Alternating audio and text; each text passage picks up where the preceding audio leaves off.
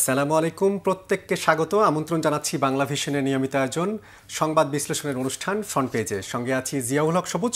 আলোচনার জন্য আজ স্টুডিওতে আমন্ত্রিত হয়েছেন জনাব মাসুমুর রহমান খলিলি, নির্বাহী সম্পাদক দৈনিক নয়া দিগন্ত। বাংলা ভিশন স্টুডিওতে আপনাকে স্বাগত জানাচ্ছি। আপনাকে ধন্যবাদ। দর্শক, আপনারা জানেন ফ্রন্ট পেজ অনুষ্ঠানটি মূলত আমরা দিনের যেসব পত্রপত্রিকা প্রকাশিত হয়ে থাকে সেই শিরোনামগুলোকে বিশ্লেষণ করে থাকি। তাই আলোচনায় যাওয়ার আগে শুরুতেই দেখে নেব বিভিন্ন পত্রপত্রিকার সংবাদ শিরোনাম। শুরুতেই প্রথম আলোর প্রধান শিরোনাম, সমঝোতার সম্ভাবনা ক্ষীণ, সিদ্ধান্ত সরকারের হাতে। এক সপ্তাহের মধ্যে দলগুলোর ঐক্যবদ্ধ সিদ্ধান্ত চেয়েছিল সরকার, সেটার কোনো লক্ষণ দেখা যাচ্ছে না। আরেকটি শিরোনাম তারা করেছে, কারো দলীয় স্বার্থ বাস্তবায়ন করা এই সরকারের কাজ নয়, নির্বাচনী প্রস্তুতির শেষ ধাপে নির্বাচন কমিশন। দৈনিক আমার দেশ, গণভোট প্রশ্নে নেই দৃশ্যমান অগ্রগতি, রাজনৈতিক অঙ্গনে নতুন অস্থিরতা, মাধ্যমিকের বই ছাপার কাজ শুরু হয়নি এখনো, বছরের শুরুতে বই পাওয়া নিয়ে শঙ্কা। দৈনিক ইত্তেফাক, তাদের প্রধান শিরোনাম হচ্ছে, প্রধান উপদেষ্টার দিকে তাকিয়ে দলগুলো, প্রাথমিক শিক্ষকদের কর্মবিরতির ডাক, পুলিশের লাঠিচার্জ ও কাঁদানে গ্যাসে শতাধিক শিক্ষক আহত, পদযাত্রা ছত্রভঙ্গ। দৈনিক ইনকিলাব, তাদের প্রধান শিরোনাম হচ্ছে, জামায়াতের এজেন্ডা বাস্তবায়নে সরকার, আসল মতলব কি, এমন প্রশ্ন তুলেছেন তারা। ঐকমত্য কমিশন থেকেই অনৈক্যের সৃষ্টি, দলীয় স্বার্থ বাস্তবায়ন করা সরকারের কাজ নয়, জানিয়েছেন তারেক রহমান। দৈনিক নয়া দিগন্ত, তারা প্রধান শিরোনাম করেছে, গণভোট নিয়ে কমেনি দূরত্ব, একক ভিসায় জিসিসিভুক্ত 6 দেশ ভ্রমণ চালু হচ্ছে আগামী বছর, জনতা ব্যাংকের 23,000 কোটি টাকার কোনো অর্থই ফেরত দেয়নি বেক্সিমকো। দৈনিক যুগান্তর, তাদের প্রধান শিরোনাম, 120 শিক্ষক আহত, প্রাথমিক শিক্ষকদের মিছিলে পুলিশের সাউন্ড গ্রেনেড, প্রধান উপদেষ্টা ডাকলে বৈঠকে রাজি 3 দল, বল এখন সরকারের কোর্টে, জুলাই সনদ নিয়ে সময়সীমা শেষ হচ্ছে আজ। দৈনিক সমকাল, হিন্দু প্রতিনিধি সম্মেলনে তারেক রহমান, তিনি বলেছেন, কারো দলীয় স্বার্থ বাস্তবায়ন অন্তর্বর্তী সরকারের কাজ নয়, পুলিশের বেধড়ক পিটুনির পর কর্মবিরতিতে শিক্ষকরা, শিক্ষকদের দাবি বৈষম্য নিরসন।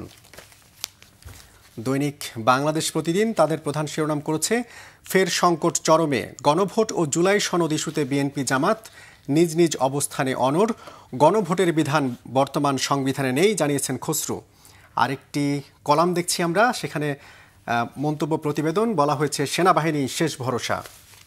দৈনিক কালের কণ্ঠ, তাদের প্রধান শিরোনাম হচ্ছে, ডেডলাইন 11 ও 13 নভেম্বর, জনমনে উদ্বেগ, আলোচনা গুঞ্জন, আগামীকাল শেষ হচ্ছে ঐক্যবদ্ধ নির্দেশনার সময়সীমা।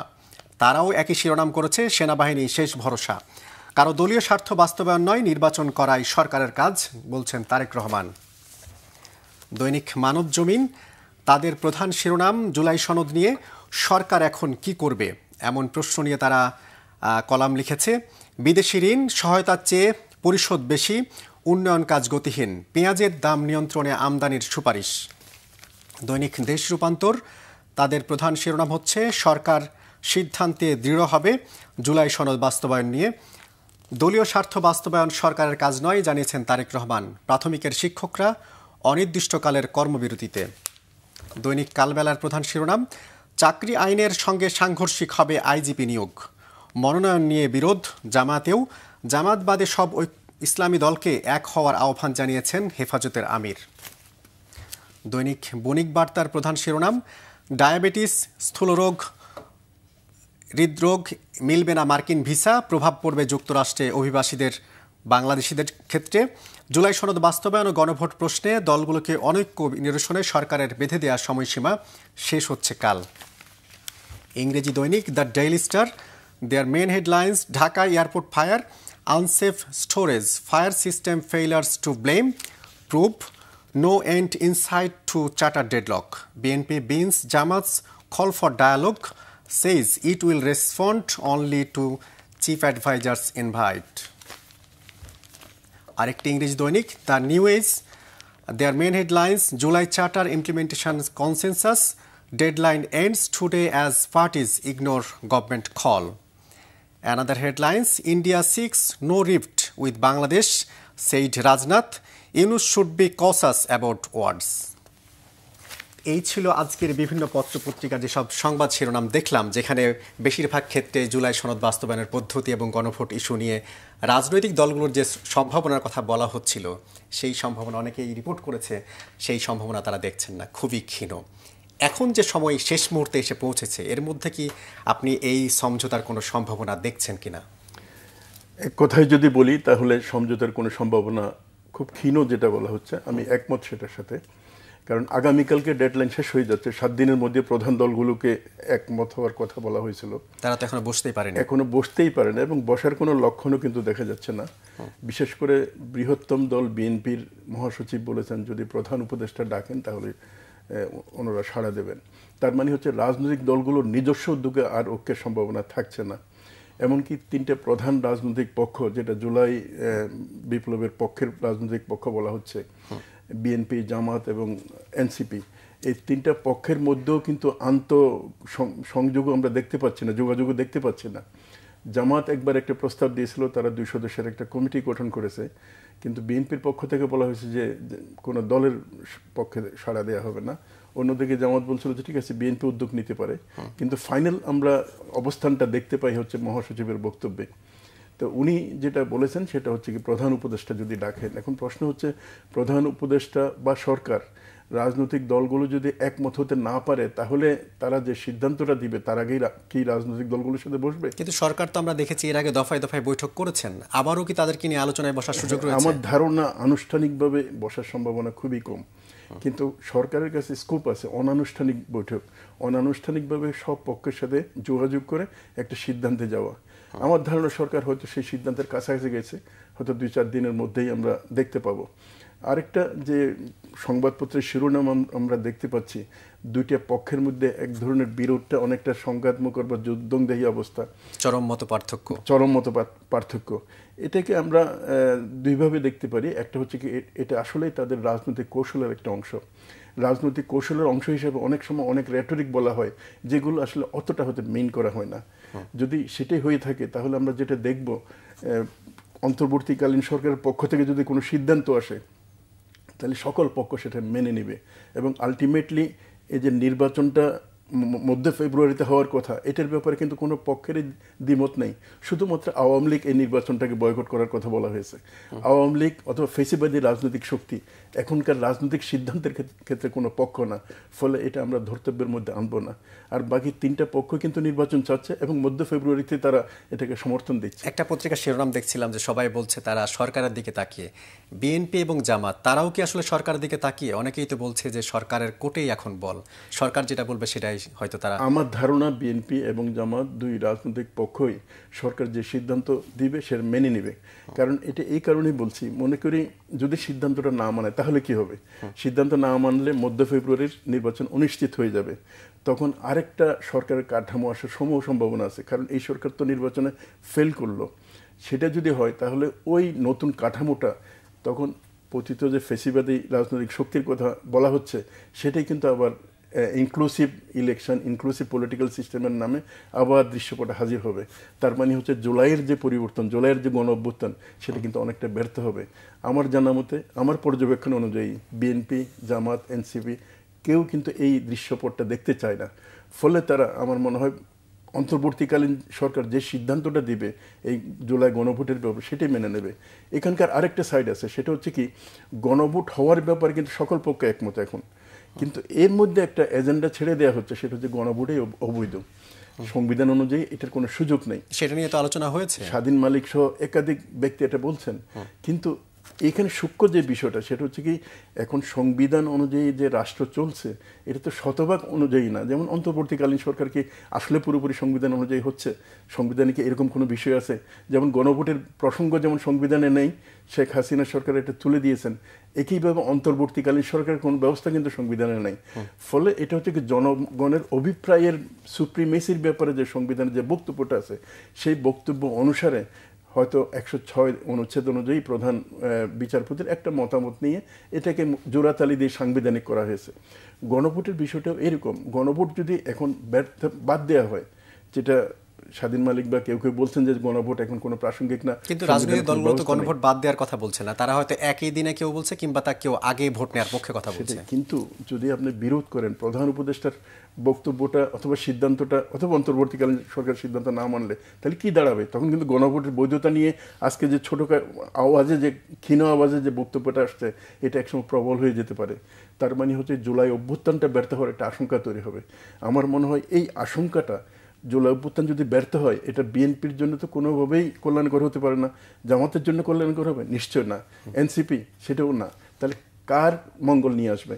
সেটা হচ্ছে যারা এই মধ্য ফেব্রুয়ারি নির্বাচন বয়কট করতে চাচ্ছে, আওয়ামী লীগ এবং তাদের পেছনের সমর্থক হিসেবে আমরা যেটা প্রতিবেশী দেশের লবির কথা শুনি, তারাই কিন্তু সাকসেসফুল হবে। সেই সাকসেসটা কি কোনো রাজনৈতিক দল চাইবে এখন? জুলাই অভ্যুত্থানের পক্ষে রাজনৈতিক শক্তি আমার মনে হচ্ছে সম্ভবত কেউ চাইবে না। ফলে আমরা যে আশঙ্কাটা করছি একটা অচলাবস্থা চরম অবস্থায় যেতে পারে, আমি মনে করি সেটা যাবে না। কারণ সবারই শুভবুদ্ধির উদয় হবে পলিটিক্যাল লিডারশিপের, এটা আমি বিশ্বাস করি। আপনি তো সিনিয়র সাংবাদিক হিসেবে বিভিন্ন রাজনৈতিক দলের একেবারে শীর্ষ পর্যায়ের যারা নেতা রয়েছেন তাদের সাথেও অনেক সময় যোগাযোগ হয়। এই যে গণভোট প্রশ্নে যেই আলোচনাটা হচ্ছে, যদি শেষ পর্যন্ত একই দিনে গণভোট হয়, এই যে আন্দোলনের কথা জামাত কিংবা এনসিপি তারা বা অন্য দলগুলো বলছে, তারা কি শেষ পর্যন্ত যদি আগে না হয় গণভোট, সেটা কি তারা মেনে নেবে? এই জায়গাটাতে আমার একটা ধারণা বলি, এটা তো একদম কনক্রিট ইনফরমেশন নেই। যদি একই দিনে গণভোট হয় তাহলে আশঙ্কাটা কি, জামাত অথবা 8 দলের বক্তব্যটা কি? সেটা হচ্ছে যদি একই দিনে গণভোট হয় তাহলে গণভোট হচ্ছে কি জুলাই অভ্যুত্থানের, জুলাই সনদের বাস্তবায়নের একটা গ্যারান্টি। তো এটা দিয়ে তো জুলাই সনদ বাস্তবায়ন হবে। তো এখন যদি একই দিন গণভোট হয় এবং আওয়ামী লীগ যদি এটা সুবিধাটা নেয়, তাদের একটা শক্তি আছে। আবার যদি মনে করেন অন্য কোনো রাজনৈতিক দলের কোনো পক্ষের সাথে মিলে ঝুলে যদি ওই গণভোটটাকে ব্যর্থ করে দেওয়া হয়, নেগেটিভ করে দেওয়া হয়, তাহলে হয়তো পুরা জুলাইয়ের পরিবর্তনটাই ঝুলে গেল। এটা হচ্ছে তাদের আশঙ্কা। আমার ধারণা যদি অন্তর্বর্তীকালীন সরকার কোনো কারণে এই একই দিন গণভোটের ঘোষণা দেয় তাহলে সেখানে এমন একটা গ্যারান্টির ব্যবস্থা থাকবে যাতে করে এই আশঙ্কাটা দূর হয়ে যায়। যেমন একই দিন গণভোট হবে, কিন্তু গণভোট হলেও তার আগে হয়তো কোনো একটা সংবিধান আদেশ অথবা অন্য কোনো ব্যবস্থা নিয়ে এই জুলাই সনদের বাস্তবায়নের যে আইনি ভিত্তির কথা বলা হচ্ছে সেটার একটা বিকল্প ব্যবস্থা করে তারপরে হয়তো একই দিন গণভোট দেবে, এটা আমার ধারণা। মানে এই গণভোট প্রশ্নে বিএনপি এবং জামাত বা অন্য দলগুলোর যে অবস্থান বা তারা যেই কথাটা বলছে, সরকারের কোর্টে যদি বল হয়ে থাকে, সরকারকে যদি সিদ্ধান্ত নিতে হয় কিংবা দুই দলকেই যদি মোটামুটি সন্তুষ্ট করতে হয়, সরকার কি আসলে মাঝামাঝি কোনো সিদ্ধান্ত নিতে পারে?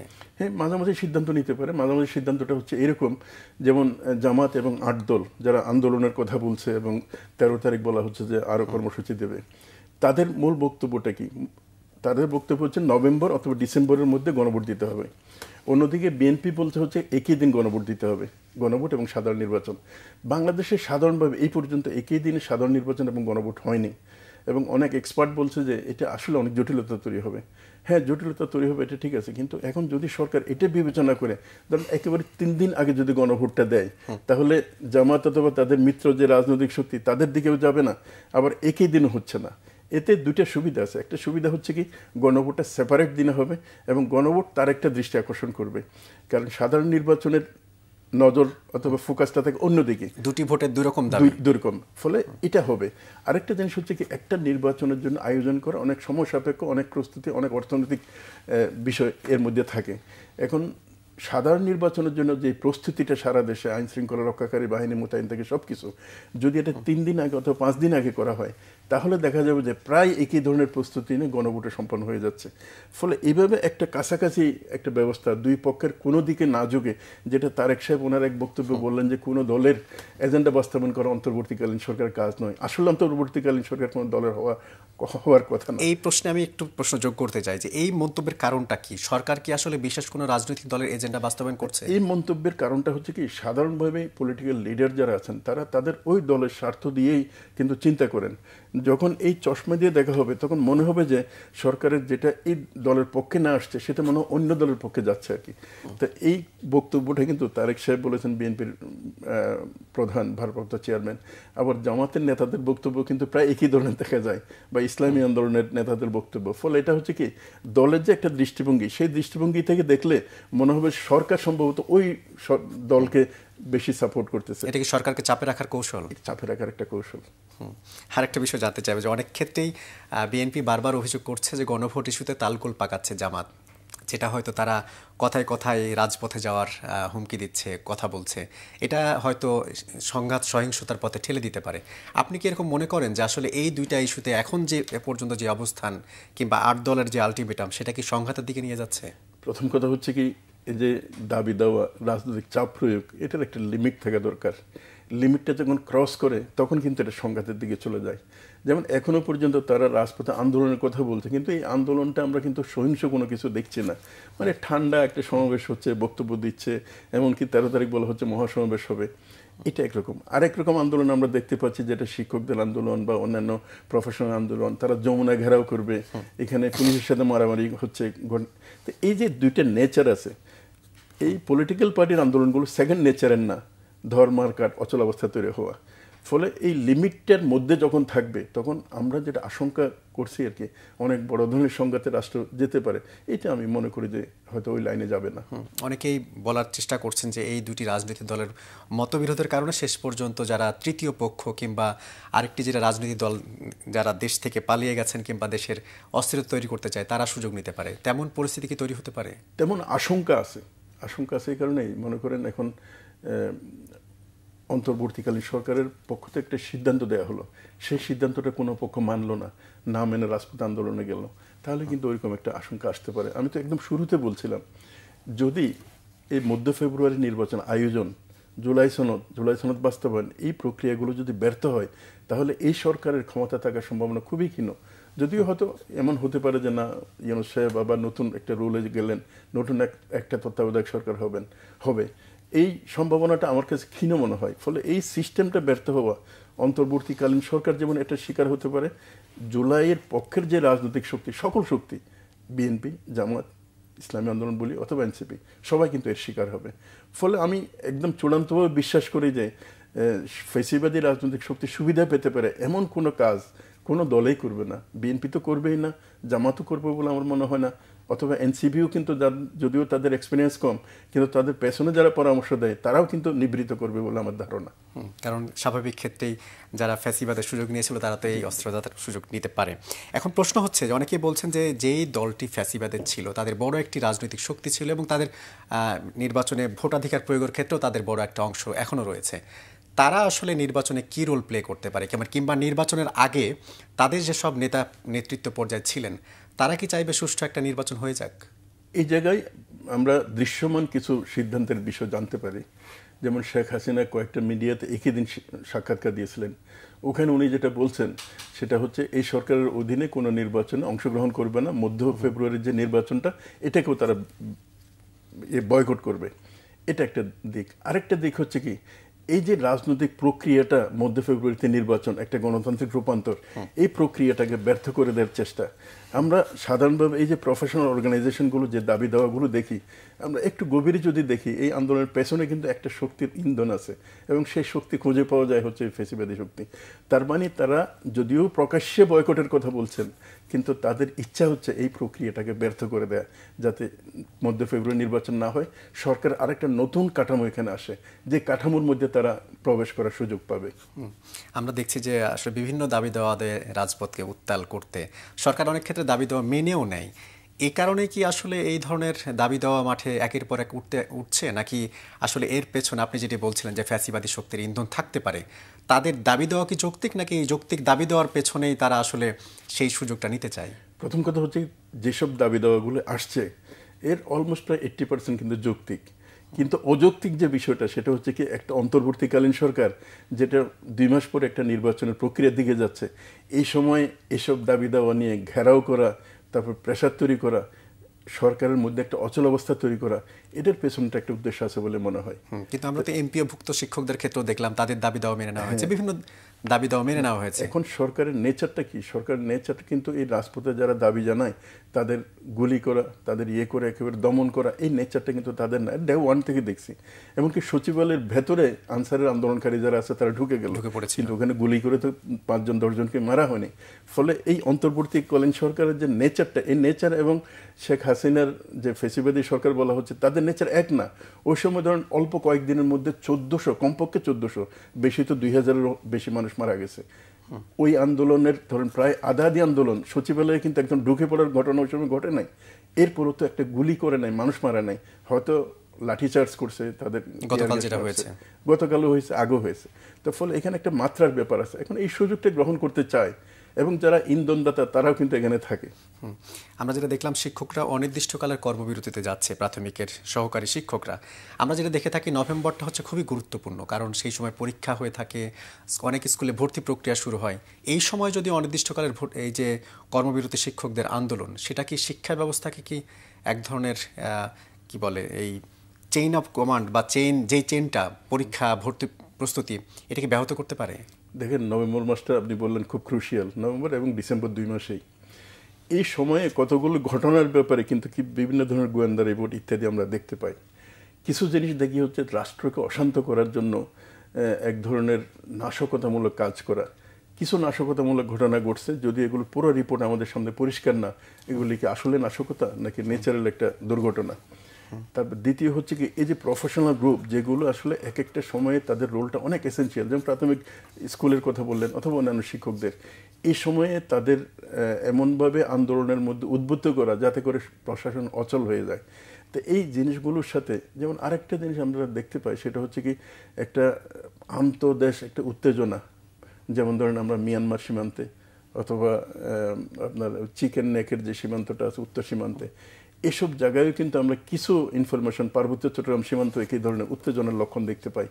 এই জিনিসগুলো কিন্তু আলটিমেটলি সামনে মধ্য ফেব্রুয়ারি নির্বাচনকে ব্যর্থ করে দেওয়ার জন্য বলে মনে হয়।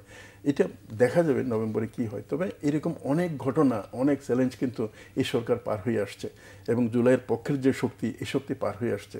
আমার ধারণা হচ্ছে চূড়ান্তভাবে বাংলাদেশ একটা নির্বাচনের দিকে যাচ্ছে এবং বাংলাদেশের যে রাজনৈতিক শক্তিগুলো, এগুলো সৌবুদ্ধির পরিচয় দেবে এবং বাংলাদেশ তার ট্র্যাক, গণতান্ত্রিক রূপান্তরের যে ট্রেনের লাইন, এই লাইন থেকে বিচ্ছিত হবে না। আপনি তো দীর্ঘ সময় অর্থনৈতিক বিষয়ক সাংবাদিকতা করেছেন, আপনার কাছে একটা বিষয় জানতে চাইবো যে আমরা দেখছি যে উচ্চ মূল্যস্ফীতির মধ্যে আমরা এখনও পার করছি, পেঁয়াজের দাম এখনও হাঁকাচ্ছে, সেঞ্চুরি হাঁকিয়েছে। এই যে দেশে একটা সময় চলে গেল, বিশেষ করে 5 আগস্টের পরে বড় একটা সময়, যেখানে বিনিয়োগ থমকে আছে, কর্মসংস্থান থমকে আছে। আমরা হয়তো দেখছি রেমিট্যান্স বা রপ্তানির চাকাটা কিছুটা হলেও ইতিবাচক। এখন এই সরকারের সময়ে এসে অর্থনীতির এই হালটা কেন? এখন তো মানুষের মধ্যে আরও বেশি কনফিডেন্স থাকার কথা ছিল, কিংবা ব্যবসায়ীদের মধ্যে আরও বেশি কনফিডেন্স থাকার কথা ছিল, তারা আসলে বিনিয়োগে বা কর্মসংস্থান বাড়াতে পারছে না কেন? আসলে আপনি খুব গুরুত্বপূর্ণ প্রশ্ন উত্থাপন করেছেন এবং আপনি নিজে অর্থনৈতিক সাংবাদিক হিসেবে দায়িত্ব পালন করেন। প্রথম কথা হচ্ছে, এই অন্তর্বর্তীকালীন সরকার অর্থনীতির কি অবস্থায় দায়িত্ব গ্রহণ করেছে। প্রথম হচ্ছে, বাংলাদেশের ব্যাংকিং সেক্টর থেকে অলমোস্ট যেটা বলা হচ্ছে 6 লক্ষ কোটি টাকার বেশি টাকা পাচার হয়ে গেছে। ব্যাংকিং সেক্টর হচ্ছে এমন একটা সেক্টর, যে সেক্টর অনেকটা আমাদের বলি না মহল্লার মুদির দোকানের মতো। মুদির দোকানে 10 লাখ টাকা ক্যাপিটাল আছে, আপনি একদিন যদি 5 লাখ টাকা সরাই নিয়ে যান, পরের দিন এটা রুগ্ন হবে, আস্তে আস্তে ডাই হয়ে যাবে। বাংলাদেশের ব্যাংকিং সেক্টর সেটাই করা হয়েছে।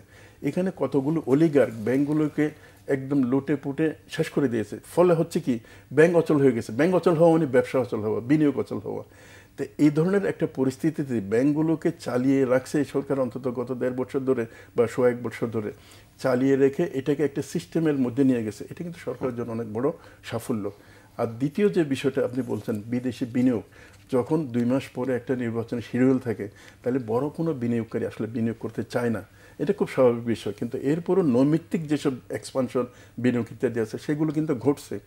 আরেকটা জিনিস হচ্ছে কি, এই সময়ে কতগুলো বড় ঘটনা ঘটছে। দেখেন, 2টা খুব গুরুত্বপূর্ণ জায়গায় কিন্তু যুদ্ধ চলছে। একটা হচ্ছে মধ্যপ্রাচ্যে ফিলিস্তিনে, আরেকটা হচ্ছে ইউক্রেনে রাশিয়া।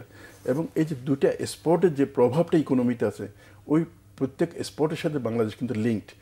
এর পরে আরেকটা যেটা হচ্ছে সেটা হচ্ছে ট্যারিফ যুদ্ধ, যেটা ট্রাম্প প্রশাসন শুরু করেছেন চায়নার সাথে বা অন্যান্য দেশের সাথে। এই যে ট্যারিফ যুদ্ধটা, এটা আন্তর্জাতিকভাবে প্রত্যেকটা দেশের ইকোনমিকে কিন্তু ইফেক্ট করতেছে। এতগুলো চ্যালেঞ্জ মোকাবেলা করে অর্থনীতি যে এখনো সচল আছে, এটার ক্ষেত্রে অবশ্যই অন্তর্বর্তীকালীন সরকারকে আপনাকে ক্রেডিট দিতে হবে। হ্যাঁ, এটা ঠিক আছে, যতটুকু করার কথা ততটুকু হয়তো সফল হয়নি, কিন্তু অর্থনীতির চাকাটা চালু করার ক্ষেত্রে অনেকটুকু সাফল্য আসছে। আর আপনি বেকারত্বের কথা বলতে পারি। বেকারত্বের বিষয়টা বাংলাদেশে একসময় বলা হতো 4% বেকার। কীরকম বেকার এটা? এটা হচ্ছে 1 সপ্তাহে যদি 1 ঘন্টা 2 ঘন্টা কাজ করে, তাহলে ওনাকে মানে বেকার হিসেবে গণ্য করা হবে না।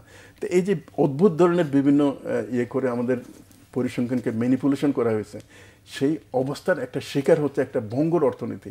আমার ধারণা ফেসিবাদী সরকার যদি কন্টিনিউ করতো তাহলে অর্থনীতি একেবারেই ডুবে যেত। এমনকি আমি আরেকটা আশঙ্কা করি, সেটা হচ্ছে ফেব্রুয়ারি পরে যে নতুন সরকারটা আসবে সেই সরকারও কিন্তু অনেক বড় অর্থনৈতিক চ্যালেঞ্জের মধ্যে পড়বে। তবে এটা ঠিক আছে, যেহেতু একটা স্থির সরকার আসবে, গণতান্ত্রিক নির্বাচন হবে, তখন বাইরের বিনিয়োগকারী হয়তো আসবে। এখানে একটা স্ট্র্যাটেজিক রিলেশনের একটা সাবজেক্ট আছে, এটা সচরাচর আমাদের সামনে আসে না। কৌশলগত সম্পর্কের ক্ষেত্রে যদি সঠিক সিদ্ধান্ত না নিতে পারে, বাংলাদেশ কিন্তু বড় ধরনের একটা বিপর্যয়ের মধ্যে পড়তে পারে। সেটা অন্তর্বর্তীকালীন সরকার থাকুক অথবা নির্বাচিত সরকার আসুক। আমরা মধ্যপ্রাচ্যের বিভিন্ন দেশে এই সিচুয়েশন কিন্তু দেখছি। এখন সুদানেও কিন্তু একই ঘটনা ঘটছে। আমরা শেষ পর্যায়ে রয়েছে, আরেকটা বিষয় জানতে চাইবো যে ব্যাংক মার্জার ইস্যুতে 5টা ব্যাংকে একীভূত করার উদ্যোগ নেওয়া হয়েছে, যেটার প্রক্রিয়া শুরু হয়েছে, প্রশাসক নিয়োগ দেওয়া হয়েছে।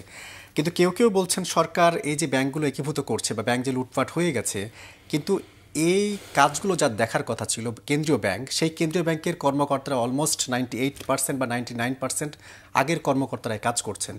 তাহলে তারা এতদিন দেখেননি কেন? তারা তো এই যে ব্যাংকের যে অর্থনৈতিক বিশৃঙ্খলার জন্য দায়ী, তাদের বিরুদ্ধে আসলে কোনো ব্যবস্থা নেওয়া হলো না কেন?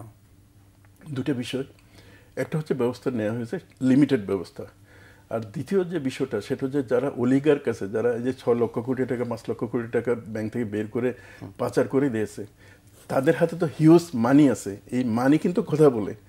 একটা নিয়োগ, একটা বদলি, এসবের ক্ষেত্রে যখন টাকা খরচ করা হয় তখন কিন্তু স্বাভাবিক যে প্রবণতা, সিদ্ধান্তটা, এটা কিন্তু ব্যাহত হয়।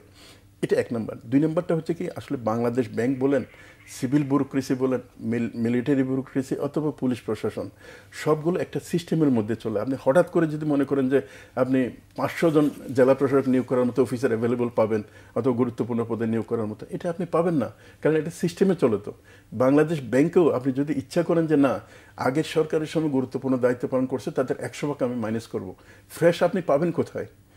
এইসব লিমিটেশনগুলো আছে। একটা হচ্ছে অলিগার্কদের অর্থ কথা বলে, ইনফ্লুয়েন্স কথা বলে দেশের ভেতরের এবং বাইরের, আর দ্বিতীয় হচ্ছে একটা প্রশাসনিক বাস্তবতা আছে। এসব থেকে ঊর্ধ্বে উঠে আমরা ইচ্ছা করলে অনেক কিছু পারবো না। আপনি 5টা ব্যাংকের মার্জারের কথা বললেন, এই 5টা ব্যাংক মার্জার করার সাথে কোনো উপায় নেই। একটা ব্যাংকে ধরুন ডিপোজিট আছে হচ্ছে 46,000 কোটি টাকা, এর মধ্যে একজনে নিয়ে গেছে 42,000 কোটি টাকা। এবং এগুলি কেমন, যারা হাজার হাজার কোটি টাকা লোন দেওয়া হয়েছে তাদের কিন্তু এনআইডি কার্ডটা ছাড়া আর কোনো কিছু নেই, কারো কারো এনআইডি কার্ডও নেই, শুধু নামটা আছে। এইভাবে লুটপাটের একটা মানে পর্ব পার হয়ে গেছে।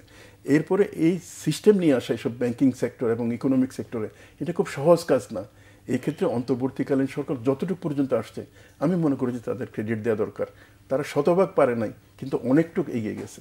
কিন্তু ব্যাংক মার্জারের ক্ষেত্রে কিছু কিছু ব্যাংকে আবার ছেড়ে দেওয়া হয়েছে, যেমন আমরা এনবিএল এর কথা শুনেছিলাম, পদ্মা ব্যাংকের কথা শুনেছিলাম, আরও অনেক দুর্বল ব্যাংক রয়েছে, তারা হয়তো এই মার্জার প্রক্রিয়া থেকে না, মার্জার মানে এটা 5টা ব্যাংকে একটা ব্যাংক করা হয়েছে, আরো 5টা ব্যাংকে করা হবে না সেটা না। পদ্মা ব্যাংকের সাথে আপনি তো এসআইবিএল কে মিলালে হবে না, কারণ দুইটার সিস্টেম তো আলাদা। হ্যাঁ, সরিয়া বেস্ট।